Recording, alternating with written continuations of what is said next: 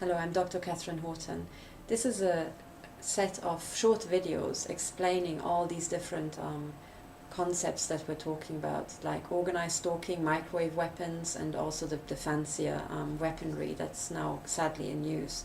But for people who would like to follow, first of all, I would like to start with organized stalking. So organized stalking or gang stalking is reported by many, many people. And for a long time, they've been stamped as paranoid or schizophrenic. But this is actually a wrong diagnosis. It's essentially what it is box ticking from the psychiatrists who are experts in their own field but don't know about something else that's happening. And what you can, for example, show, and I'm pretty sure because this is something that I can even show, by just going online and having a look, is that there has been an explosion in people complaining about organized stalking and gang stalking. So for the last 16-20 years, there has been this steady rise in ever more people complaining, and they seem to say all the same thing. I'm being ganged up on, that's number one, but also strange scenes are happening over and over to me. So much more than is normal. And what's also quite telling is that a lot of older people are reporting this, but also young people. And so for a long time, it has been just stamped as, oh, this is just paranoia, schizophrenia. But just stamping it like that and not doing the data analysis or not doing the actual investigation is just not good enough, because now it has literally exploded. So what is actually intermixed? And I'm now going to talk about the second half. And with every case, I'm not saying every case is one of the two categories. What I'm now talking about is the other category that is completely ignored by psychiatrists. So psychiatrists who have typically their knowledge from what they learned at university and what their field is printing in these magazines and these on congresses and these sort of educational courses. Well, all the knowledge that's presented there is based on just psychiatry and is based on typically the knowledge of the past 10 or past 20 or even past 30 years. And that doesn't take into account developments that are now happening and can be shown to happen. So I'm not going to talk about psychiatry because I'm absolutely not qualified to talk about that. But I'm going to talk about that aspect, which on the other hand, none of the psychiatrists are qualified to talk about, but which you can also map if you're studying current affairs, or there's many other indications, and I'm going to explain that. So I'm going to talk about the second category, which is what's always ignored. And the second category is the fact that the intelligence agency's budget has exploded. It has literally exploded. And for the United Kingdom, we've got very precise data because MI5's budget has doubled. This is absolutely unprecedented in the history of, I think, any intelligence agency. But it actually doubled. And that was in 2003. So you can look it up on The Guardian, and many other newspapers reported about that. But in 2003, the budget doubled. Okay, so what this means is that before you had already MI5, a big sprawling organization covering the entirety of UK, because they have to, right? I mean, they have to keep the entirety of the UK safe.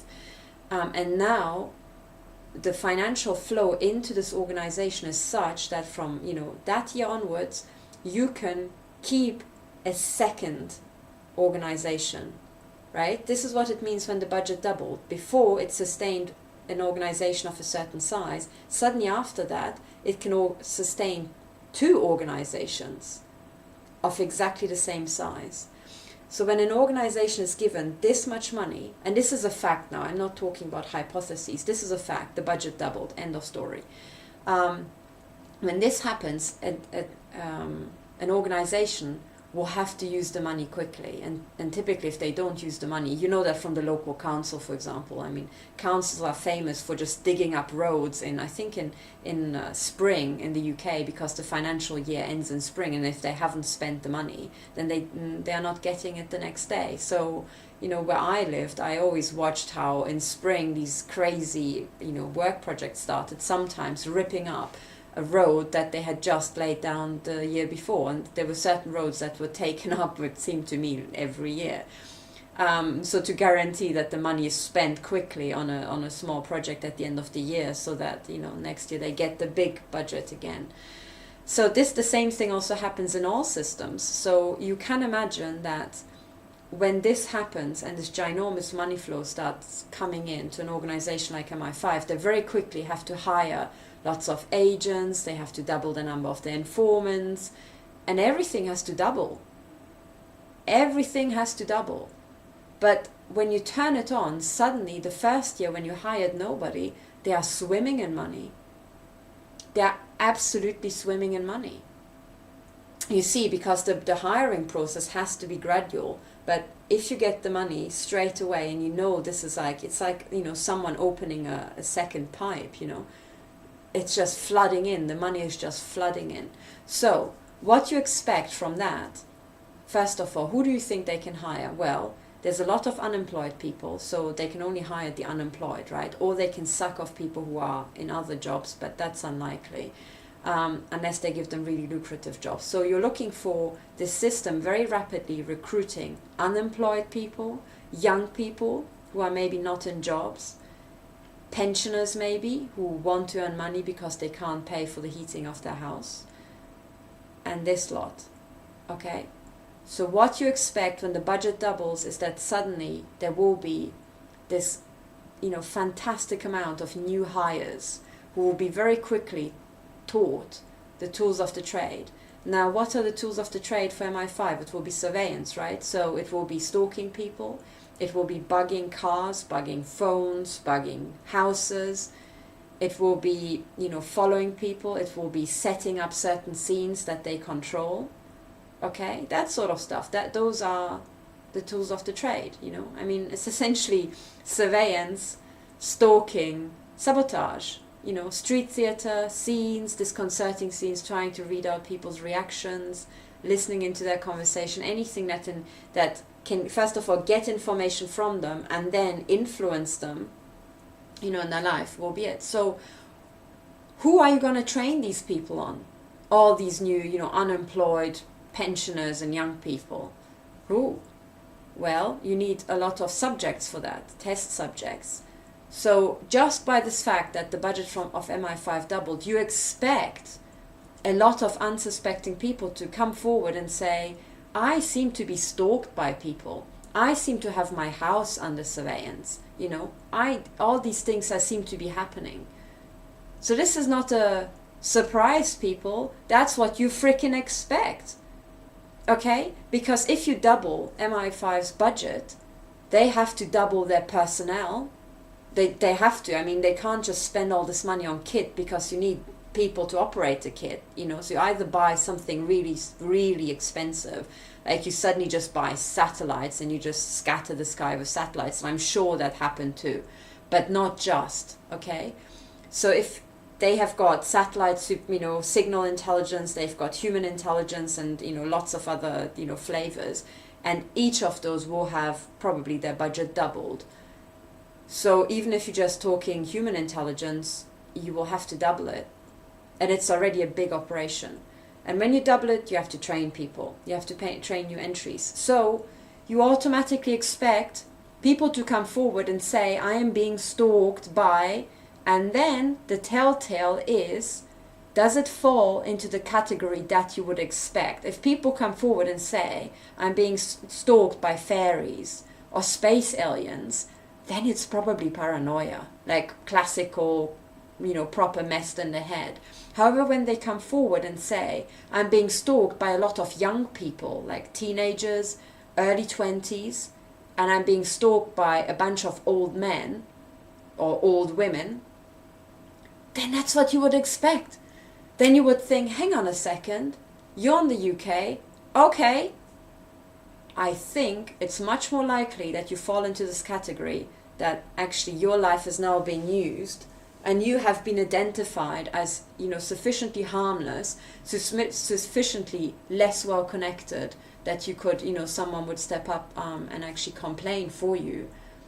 And you're most likely a prop, in this ginormous training machinery that's now fired up to train up all these spies. Okay, so organized stalking if a lot of people start coming forward and they say, I am being stalked by these gangs, most likely your life is being used as training. So you stop asking, yeah, but what have you done? Do you have links to terrorism or whatever? Because would you actually train up your rookies on a real life terrorist or real life organized criminal? Probably not, because they probably end up with, their head cut off in bed. So this is probably not good for training. So you wouldn't put your rookies onto real criminals, even if, the target of this law and security apparatus were to, fight organized criminals. Let's assume that's the case. But even then, you wouldn't put your new entries onto the really tough cases because they wouldn't last a day in the job. So you would try to identify the most harmless individuals. So when people come forward and say, I'm being, gang stalked and people gang up on me and I'm seeing all these weird scenes, ask, who do you think is doing this?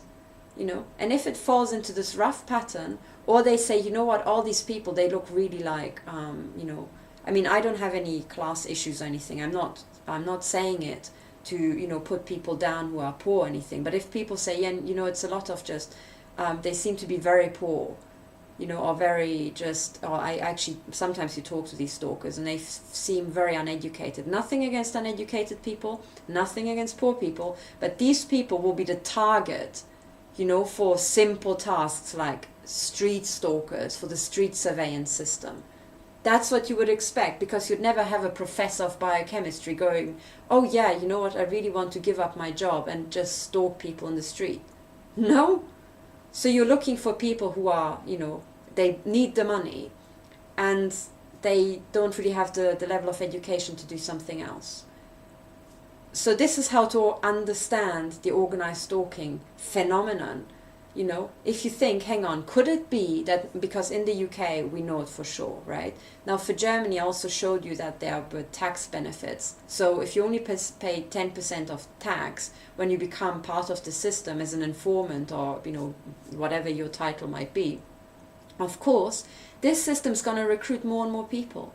So it will be a runaway process in Germany too. And, after several decades of these tax laws being in place, you just expect the country to be swamped by these people, and I think that's what we see now.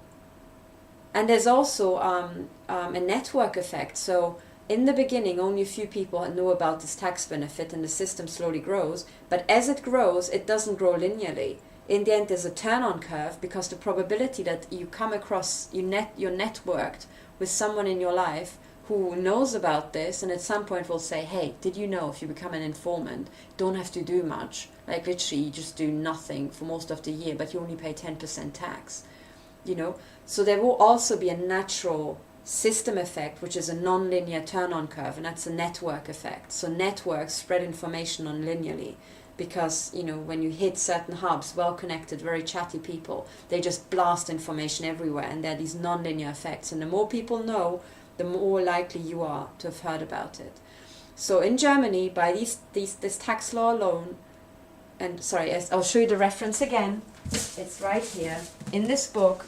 This is the very famous tax book in Germany. If you go to, this is now the 2011 edition, but it's called the Spitzelsteuer, only 10%. This is on page 60 on the 2011-2012 edition.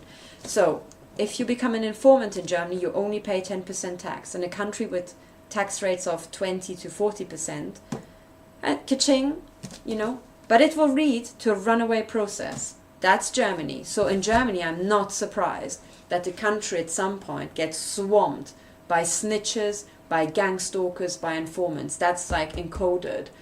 And people who put this in probably didn't know much about mathematics and didn't expect, because this is probably old. This is probably from like at least the 1960s or 70s, if it's not actually straight from the 1950s. Please check the history of this tax law.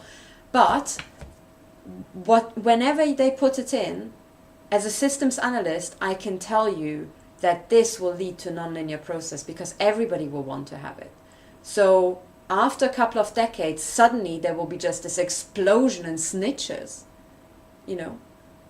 unless you actually, and the people in power want that. So it's very good, because then you're controllable, then you work for them, you know. So in Germany, it's not surprising that there's a gang stalking explosion because of this tax law.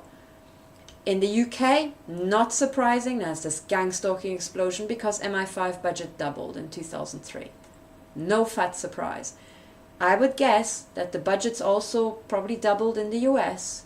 And please check for other countries where I don't know much about it, but I would expect the war on terror, or the war of terror, as I call it, is global. It affects the Western world. So I think something similar must have happened in Japan, South Korea, you know, wherever. But please, you check, you do the research for your country. But this is how to understand and not be surprised when people talk about organized stalking. And do not put them down as paranoid. You know, okay, this is so much about organized stalking.